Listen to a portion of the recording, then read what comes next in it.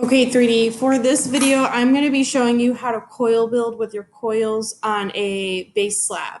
So what I have on my desk is I have some coils and I have a base. What I'm going to do to start is I'm going to gather my clay tools. So what I have is a fork. This is really good for scoring, but I also have these rib tools that have the serrated edge.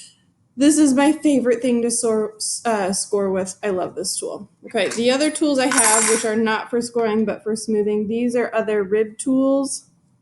The metal one I love. Most kids usually ask what side I use. Technically, I use any side I want. I like the metal one because it can bend. The blue rib tool is really nice. It has a smaller little edge here. It bends really well too. This is mostly for big areas and for cleaning up big surfaces. So to score, what you're going to do with a coil is you are going to score your clay. And one thing that you can do is you can score diagonally, you could score long ways, you could score with this, you could score with the fork, but you need to make sure that you're scoring fairly deep in the clay. You're cutting into the clay. I have kids all the time that score like this.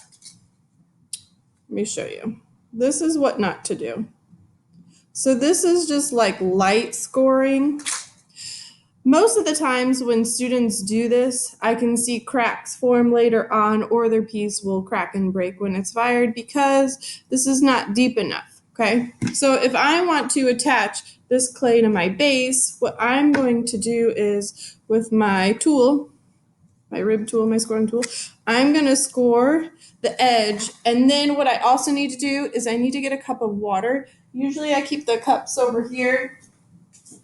I would try to fill this only halfway. The reason why is because I see students all the time spill their cups of water or they knock it off the table. And the water is going to be your glue. So I'm going to put it on my fingers and just put some down. If I accidentally rub away the scoring mark when I put water on, I have to just rescore it. Now, what you'll do next is you will start to lay down your coil on top. And again, your coil should be about inch, quarter size. They can be half inch. When you coil build, do not keep going round and round and round. When you have an end, you will overlap the coil, cut through both ends, pop that out, and then have that go edge to edge, okay? The next step is to start blending the coil down. So with my finger in like perfect spots, finger mark next to finger mark, what I am doing is I am blending the coil down.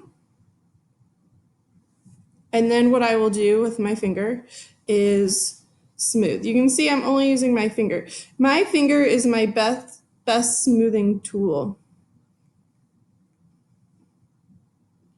Okay, so I'm just gonna smooth all this out.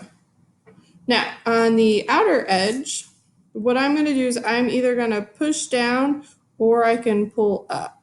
So it's easier for me just to push down. I'm just gonna go around the whole thing, push down in finger marks that are next to finger marks.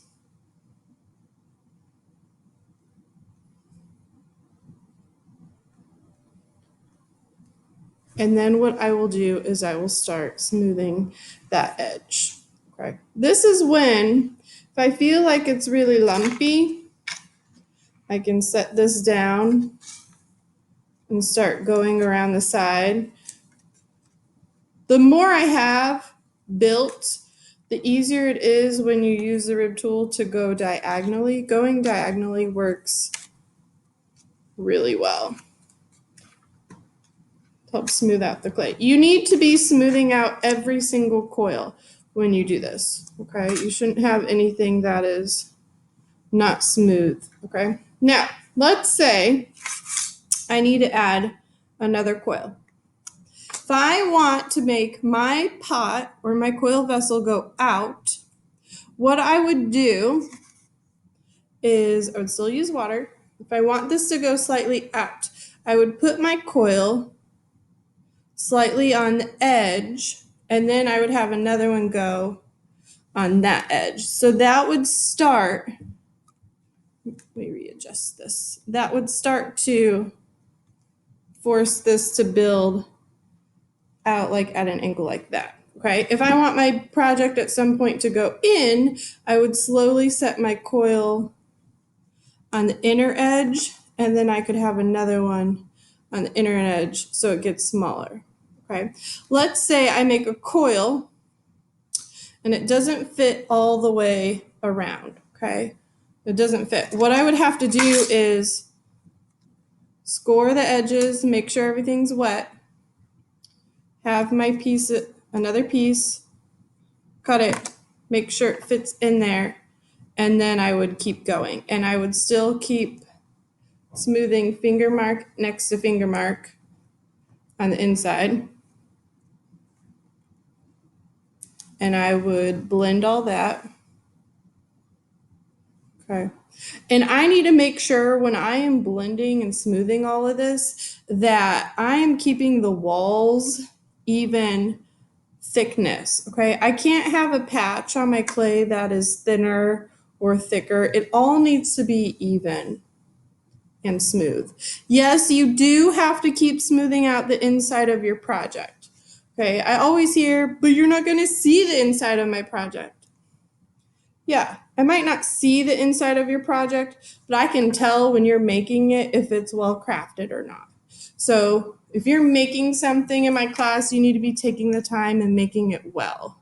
Then what's the point of doing it if you're not going to do it well? Okay, so you would smooth the inside, you would smooth that edge all the way around, and you would keep building, building, building. So that is basic coil building.